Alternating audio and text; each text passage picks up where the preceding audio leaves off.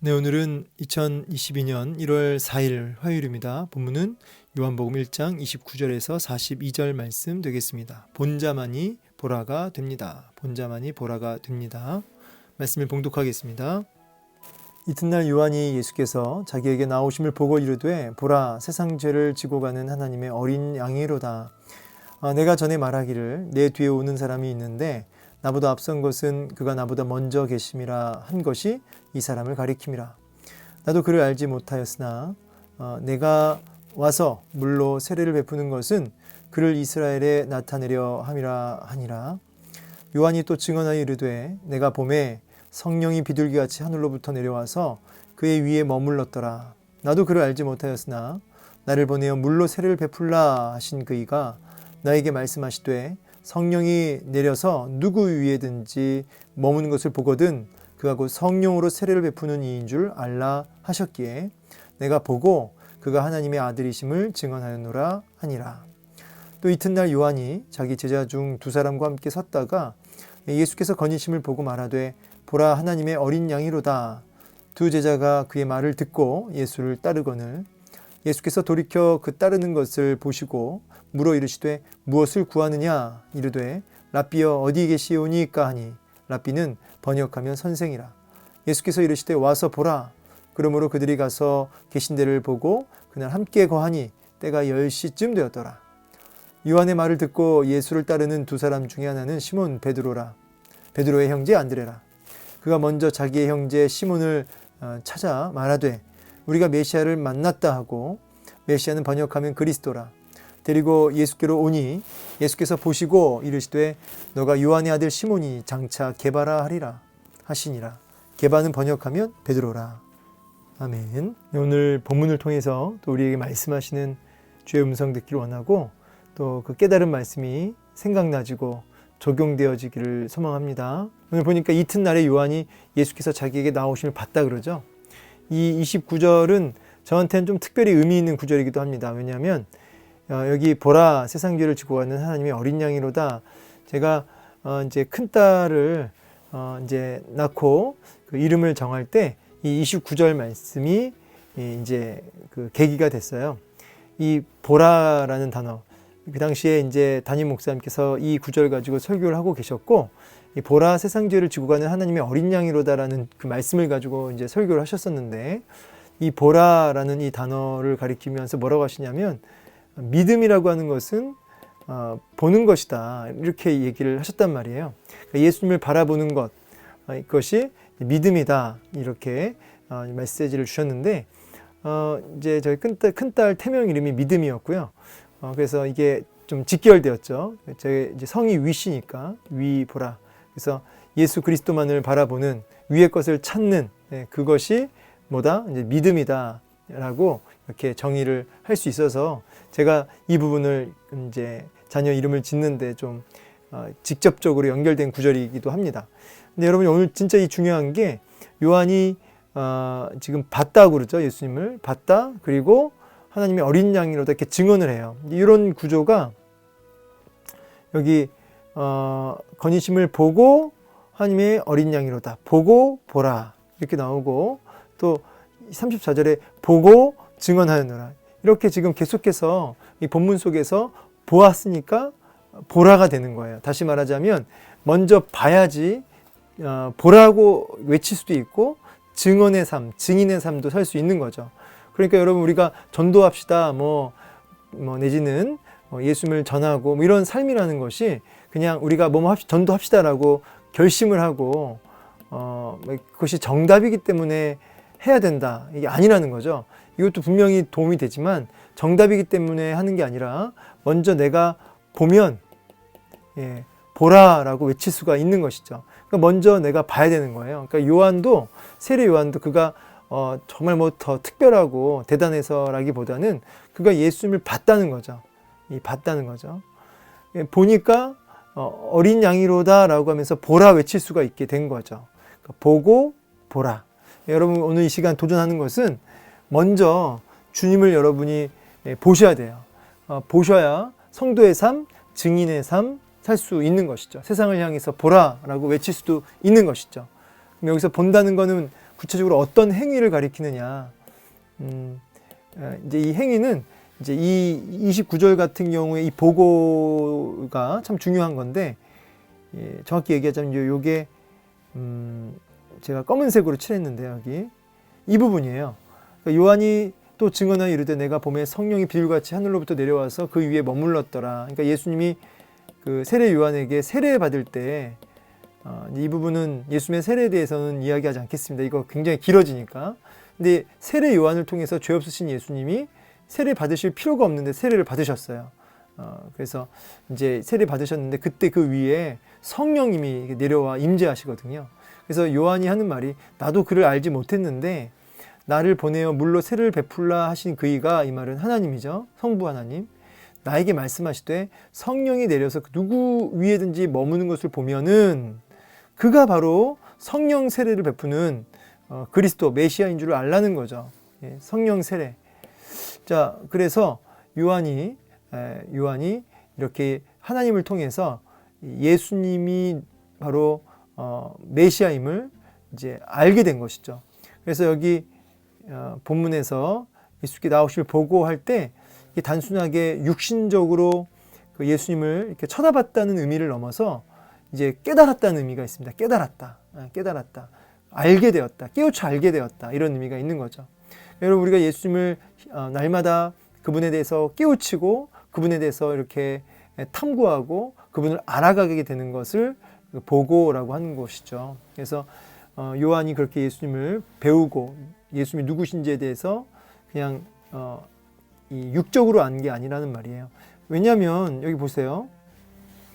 나도 그를 알지 못했다 그러죠. 예, 알지 못했다. 그러니까 세례 요한도 예수님을 알지 못했다 그래요. 그런데 이 말은 좀 어폐가 있는 게 세례 요한의 모친이나 또 예수님의 모친 마리아도 서로 친척 관계로 이제 만났단 말이에요. 알아요. 그러니까 당연히 개인적인 친분이 있었겠죠.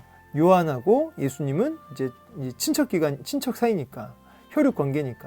그런데 왜 알지 못했냐라고 했을 때 이제 여기서 말하는 의미가 단순하게 육신적으로 예수님을 이제 알지 못했다는 의미가 아니고 육신적으로는 알았죠. 이미 알았죠. 예, 친척 관계인데.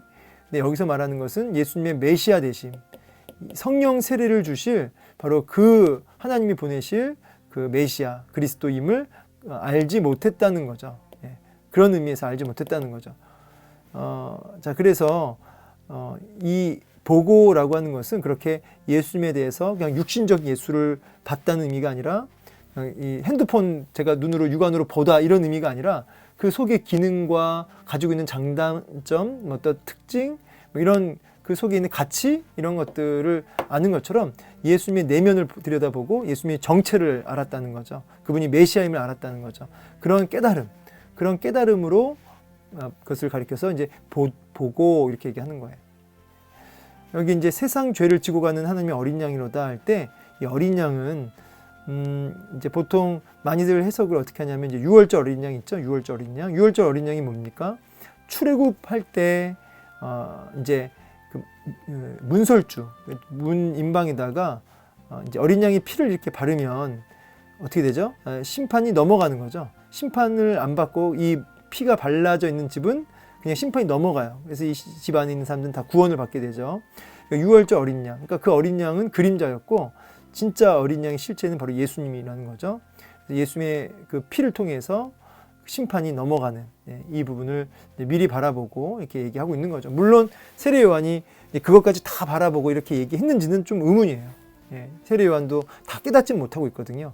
보긴 봤는데 온전히 깨닫지 못해요. 그래서 나중에 요한이 이제 죽기 전에 옥에 감옥에 갇혀서 제자들한테 시켜요. 예수님이 누구신지, 바로 그 내가 기다렸던 그 메시아가 맞는지 확인을 합니다. 그런 걸 보면 요한이 보긴 봤는데 온전히 본 건 아니에요. 완전히 깨달았다고 말할 수는 없죠. 분명히 보긴 봤지만. 그래서 이제 유월절 어린 양으로 해석할 수 있는데, 그리고 이사야서 53장이 나오는 그 고난받는 그 종 있죠. 그런 의미에서의 어린 양으로 이해할 수 있어요. 그런데 이제 요한이 거기까지 다 꿰뚫어 보고 이렇게 얘기한 건지는 조금 이제 의문이다. 오히려 어떤 요한이 이제 회개하라, 천국이 가까웠느니라 하면서 어떤 심판과 종말론적인 심판과 회개를 선포했으니까 어떤 심판하시는 어린 양의 의미로 얘기한 게 아닐까, 이런 생각도 좀 해봅니다. 자, 어쨌든 이 요한은 예수님의 예수님이 누구신지를 육신적을 넘어서, 육신적인 예수를 넘어서 내면의 예수 그리스도, 그분의 하나님 되심을 이제 깨닫고 그분을 세상 죄를 지고 가시는, 우리의 모든 죄를 담당하시는 대속 제물로서 바쳐지시는 하나님의 어린 양이심을 놀랍게 고백하죠. 이게 복음이에요. 29절이 복음. 이렇게 주님을 날마다 깨달아 아는 것이 보다 믿음이다. 날마다 예수를 깨달아 아는 것이 믿음이에요. 그러니까 여러분, 믿음을 단순하게 명사로 보지 마시고 날마다 그분을 배우시며 그분을 알아가시고 깨달아 알아갈 때, 그분을 만나고 교제할 때, 그것이 믿음이다. 믿음 생활이다. 이렇게 말씀드릴 수 있겠습니다. 30절 이 부분은 제가 앞에 얘기했죠. 예수님의 인성과 신성, 이 부분을 다 얘기해 주는 것이 30절이에요. 내 뒤에 오시는 것은 인성이고 나보다 앞선 것은 신성이죠. 자, 31절 얘기해 드렸고, 앞에 이제 자기는 물로 세례를 베푼다고 그러죠. 물로. 이 물 세례는 이제 일종의 세례, 요한이 주는 세례를 물 세례라고 그러고, 예수님 베푸는 세례를 이제 성령 세례라고 하죠. 물 세례는 회개를 일으켜요. 회개해라. 죄를 드러내고 회개를 일으키지만 죄는 사할 수가 있을까요? 없을까요? 죄는 못 사해요. 근데 이 성령 세례는, 예수님이 주신 이 성령 세는 다르게 표현하자면 굳이 불세례 이렇게 얘기하기도 하죠. 성령의 임재가 불과 같이 임하기 때문에. 그래서 이 성령 세례, 예수님이 주시는 세례는 죄를 온전히 씻겨내는, 불로 태워버리는, 그래서 죄사함이 가능한 세례죠. 물 세례 가지고는 구원받을 수 없고 성령 세례를 통해서만 죄의 문제가 씻겨지는 거죠. 그래서 요한은 물 세례를 통해서 죄를 드러냈다면, 예수님의 성령으로 세례를 베푸시는 이 예수님을 통해서 우리의 죄가 이제 해결되어지는, 씻겨지는, 구원받게 되는 메시아임을 드러내는 것이죠. 보거든, 여기 나와 있죠. 보거든. 그래서 내가 보고 하나님의 아들이심을 증언했다. 내가 그분이 바로 성령 세례를 주신 임을 내가 깨닫고 그분을 배우고 예수님이 누구신지를 배우고 내가 증언했다. 그러면서 이제 또 이튿날 요한이 자기 제자 중에 두 사람과 함께 섰는데, 세례 요한도 제자들이 많았어요. 근데 이제 이 제자 중 두 사람이라고 그래요. 이 두 사람이 누구냐면, 한 사람은 저기 본문에 나와요. 안드레. 여기 보면 안드레예요. 시몬 베드로의 형제죠. 또 한 사람은 누군지는 안 나와요. 그런데 이제 많은 학자들이 이 책을 기록하고 있는 사도 요한일 것이다, 이렇게 얘기를 하죠. 어쨌든 여기도 중요해요. 예수께서 거니심을 보고 또 보라, 보고 보라. 하나님의 어린 양이로다. 세상 죄를 지고 가는 하나님의 어린 양, 대속 제물이 되신 그런 메시아임을 고백하고 있어요. 그랬더니 그 말을 듣고 예수를 따릅니다. 그래서 이 따른다라는 것이 또 제자의 의미가 이 안에 있어요. 그러니까 여러분, 예수를 믿습니다라고 했을 때는 예수님을 따릅니다, 이런 의미가 있는 거죠. 정리를 하자면 굳이 이렇게 할 수가 있어요. 예수님을 날마다 배우고 깨닫고 하는 것을 보다라고 할 수 있고요. 이것이 믿음이라고 할 수 있고요. 이 믿음이라고 하는 것은 동시에 이제 따르는 것이기도 합니다. 그러니까 이 보는 것이 이제 우리의 믿음으로 연결되고, 그 믿음은 그냥 가만히 있는 게 아니라 결국 구체적으로 그 삶 속에서 순종이라고 하는, 예수님을 쫓아가는, 예수님을 따르는 삶의, 순종의 삶이 나타나는 거죠. 그래서 이 믿음이라고 하는 것이 이렇게 좀 구체적으로 이렇게 나타나지는 겁니다. 이들이 요한의 말을, 그러니까 이 보라가 되니까 그의 말을 듣게 된 사람이 예수님을 따라가게 되는 거죠. 그러니까 계속 그 근본적인 대답이 뭐냐면, 봐야 된다는 거예요. 내가 봐야지 보라 외칠 수도 있고, 내가 하는 말을 통해서 사람들이 듣고 예수님을 따르는 역사들도 일어나는 거죠. 증인의 삶을 제대로 살 수 있는 겁니다. 예수님이 왜 따라오느냐, 뭘 구하느냐 그랬더니 어디 계십니까? 그러니까 이 말은 예수님 가신 곳에 내가 따라가겠다는 뜻이죠. 그러니까 따라와 봐라. 와서 보라. 이 말은 따라와라, 이 뜻이죠. 와서 보라. 이 말은 따라와라. 그래서 이제 함께 거하면서 이제 말씀을 배우게 됩니다. 10시쯤 되었더라. 이 말은 10시니까 유대인들 시간으로 계산하면은 더하기 6을 하면 되죠. 그러니까 이제 오후 4시까지 이제 같이 있었던 거예요. 그래서 와서 보라 이 말은 따라와라. 예. 그러니까 우리가 이제 주님이 제자들을 받아주신 거죠. 그 다음에 이제 요한의 말을 듣고 예수를 따르는 두 사람 중 하나는 시몬 베드로의 형제 안드레였다. 예. 그리고 이제 이 안드레도 이제 봤죠. 예수님을. 예, 보고 됐으니까 어떻게 될까요? 이제 보고 됐으니까 이제 보라가 되는 거예요. 보세요. 41절에 시몬을 찾아 말하되 우리가 메시아를 만났다라고 하면서 이제 예수님을 바라보게 합니다. 안드레가 이제 형을 전도하는 거죠.